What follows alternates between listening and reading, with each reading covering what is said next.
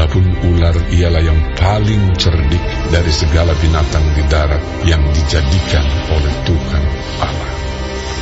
Ular itu berkata kepada perempuan itu, tentulah Allah berfirman, semua pohon dalam taman ini jangan kamu makan buahnya. Lalu sahut perempuan itu kepada ular itu, buah pohon-pohonan dalam taman ini boleh kami makan. Tetapi tentang buah pohon yang ada di tengah-tengah taman, Allah berfirman, jangan kamu makan ataupun raba buah itu. Nanti kamu mati. Tetapi ular itu berkata kepada perempuan itu, sekali-kali kamu tidak akan mati. Tetapi Allah mengetahui bahwa pada waktu kamu memakannya, matamu akan terbuka dan kamu akan menjadi seperti Allah. Tahu mana yang baik dan yang jahat. perempuan itu melihat bahwa buah pohon itu baik untuk dimakan dan sedap kelihatannya. Lagi pula, pohon itu menarik hati karena memberi pengertian. Lalu ia mengambil dari buahnya dan dimakannya dan diberikannya juga kepada suaminya yang bersama-sama dengan dia. Dan suaminya pun memakannya. Maka terbukalah mata mereka berdua, dan mereka tahu bahwa mereka telanjang. Lalu mereka menyemat daun pohon ara dan membuat cawat. Ketika mereka mendengar bunyi langkah Tuhan Allah yang berjalan-jalan dalam taman itu pada waktu hari sejuk, bersembunyilah manusia dan istrinya itu terhadap Tuhan Allah di antara pohon-pohonan dalam taman. Tetapi Tuhan Allah memanggil manusia itu dan berfirman kepadanya, "Di manakah engkau?" Ia menjawab, ketika aku mendengar bahwa engkau ada dalam taman ini, aku menjadi takut karena aku telanjang. Sebab itu, aku bersembunyi. Firman-Nya, "Siapakah yang memberitahukan kepadamu bahwa engkau telanjang? Apakah engkau makan dari buah pohon yang kularang engkau makan itu?"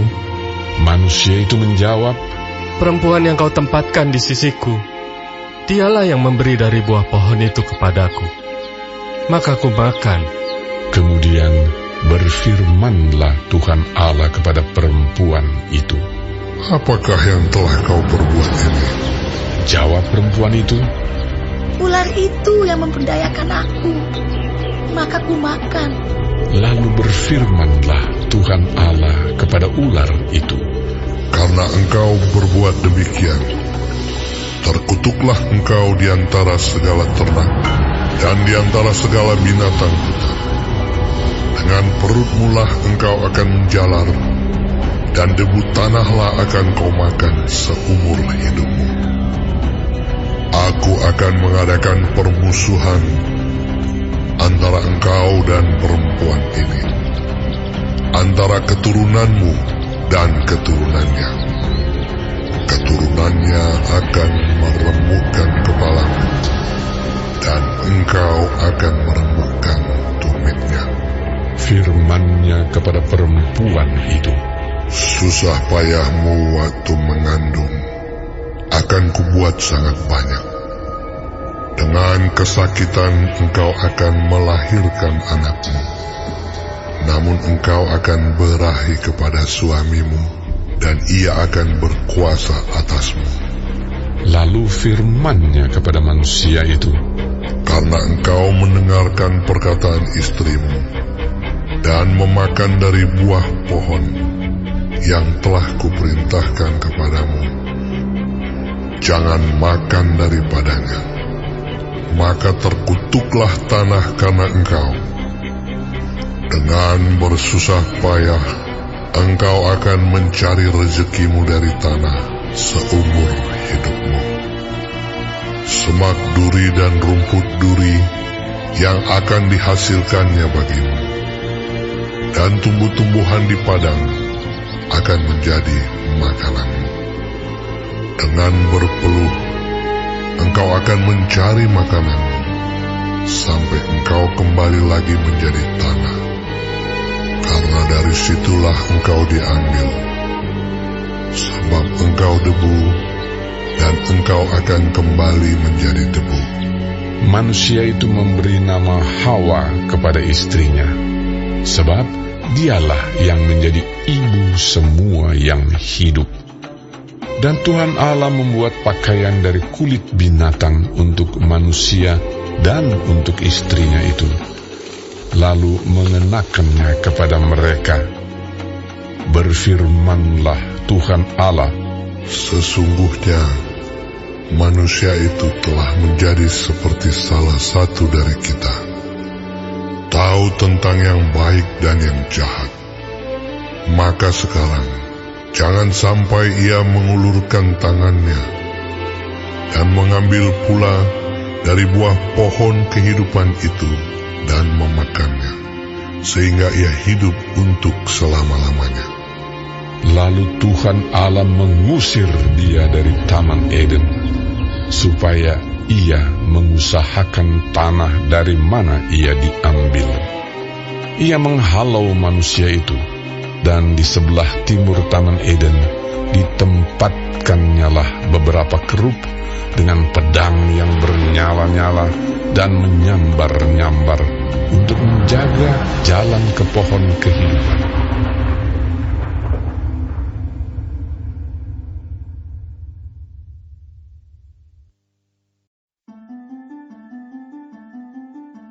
Kemudian manusia itu bersetubuh dengan Hawa, istrinya, dan mengandunglah perempuan itu, lalu melahirkan Kain. Maka kata perempuan itu, Aku telah mendapat seorang anak laki-laki dengan pertolongan Tuhan. Selanjutnya dilahirkannyalah Habel, adik Kain. Dan Habel menjadi gembala kambing domba, Kain menjadi petani.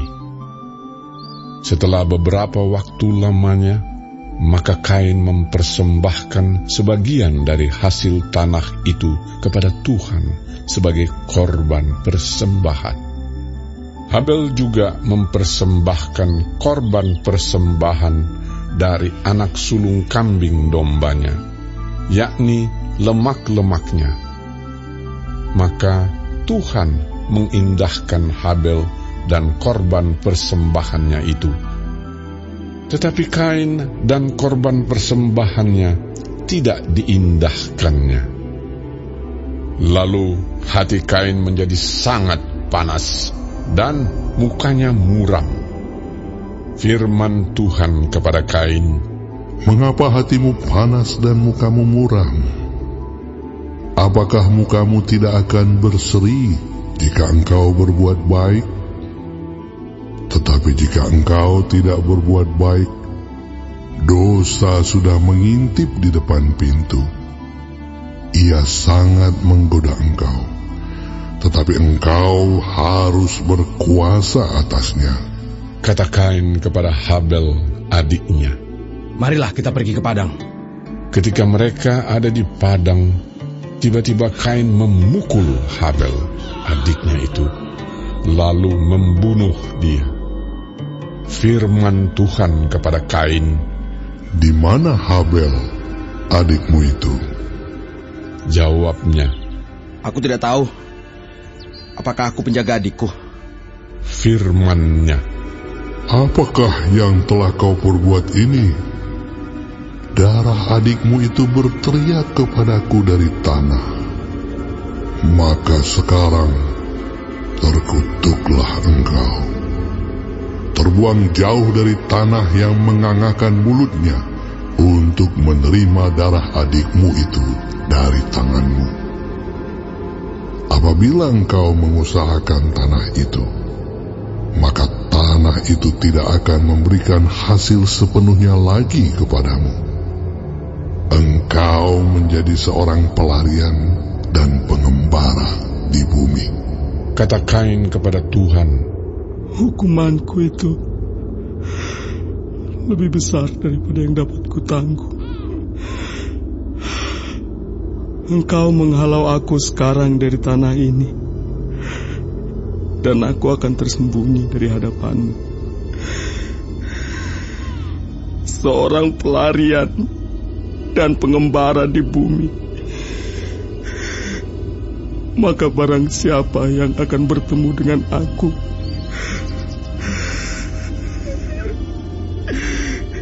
tentulah akan membunuh aku. firman Tuhan kepadanya, Sekali-kali tidak. Barang siapa yang membunuh Kain akan dibalaskan kepadanya 7 kali lipat. Kemudian Tuhan menaruh tanda pada Kain, supaya ia jangan dibunuh oleh barang siapapun yang bertemu dengan dia. Lalu Kain pergi dari hadapan Tuhan, dan ia menetap di tanah Nod, di sebelah timur Eden. Kain bersetubuh dengan istrinya, dan mengandunglah perempuan itu, lalu melahirkan Henokh. Kemudian Kain mendirikan suatu kota, dan dinamainya kota itu Henokh menurut nama anaknya. Bagi Henokh lahirlah Irat, dan Irat itu memperanakan Mehujael, dan Mehujael memperanakan Metusael, dan Metusael memperanakan Lamek. Lamek mengambil istri 2 orang, yang satu namanya Ada, yang lain Zila. Ada itu melahirkan Yabal. Dialah yang menjadi bapa orang yang diam dalam kemah dan memelihara ternak. Nama adiknya ialah Yubal. Dialah yang menjadi bapa semua orang yang memainkan kecapi dan suling. Silah juga melahirkan anak, yakni Tubal Kain, bapa semua tukang tembaga dan tukang besi. Adik perempuan Tubal Kain ialah Naamah.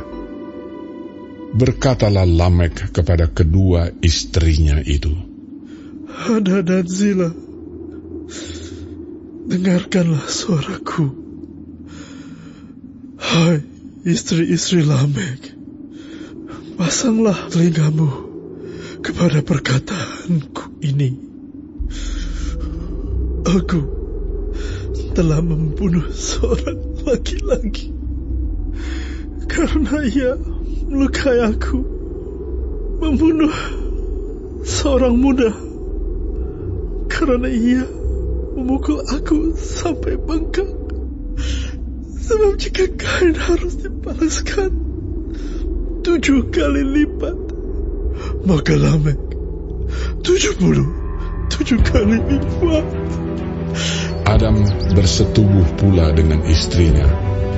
Lalu perempuan itu melahirkan seorang anak laki-laki dan menamainya Set.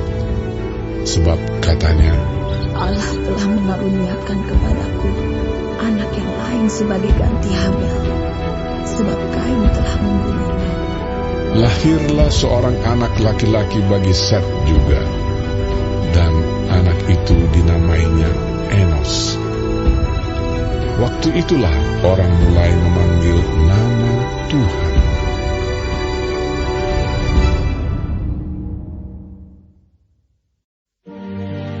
Inilah daftar keturunan Adam. Pada waktu manusia itu diciptakan oleh Allah, dibuatnyalah dia menurut rupa Allah.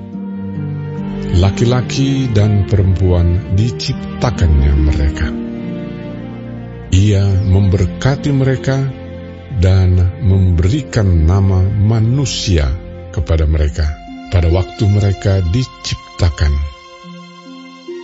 Setelah Adam hidup 130 tahun, ia memperanakkan seorang laki-laki menurut rupa dan gambarnya, lalu memberi nama Set kepadanya. Umur Adam setelah memperanakkan Set 800 tahun, dan ia memperanakkan anak-anak lelaki dan perempuan. Jadi Adam mencapai umur 930 tahun, lalu ia mati. Setelah Set hidup 105 tahun, ia memperanakkan Enos. Dan Set masih hidup 807 tahun setelah ia memperanakkan Enos, dan ia memperanakkan anak-anak lelaki dan perempuan. Jadi Set mencapai umur 912 tahun, lalu ia mati. Setelah Enos hidup 90 tahun, ia memperanakkan Kenan. Dan Enos masih hidup 815 tahun setelah ia memperanakkan Kenan, dan ia memperanakkan anak-anak lelaki dan perempuan. Jadi Enos mencapai umur 905 tahun, lalu ia mati. Setelah Kenan hidup 70 tahun, ia memperanakkan Mahalaleel.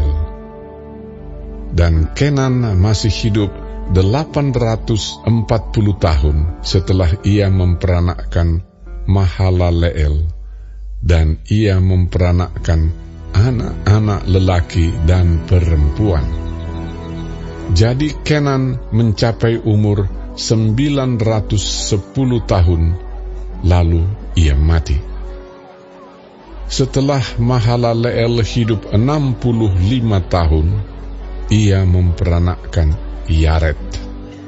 Dan Mahalaleel masih hidup 830 tahun setelah ia memperanakkan Yared, dan ia memperanakkan anak-anak lelaki dan perempuan.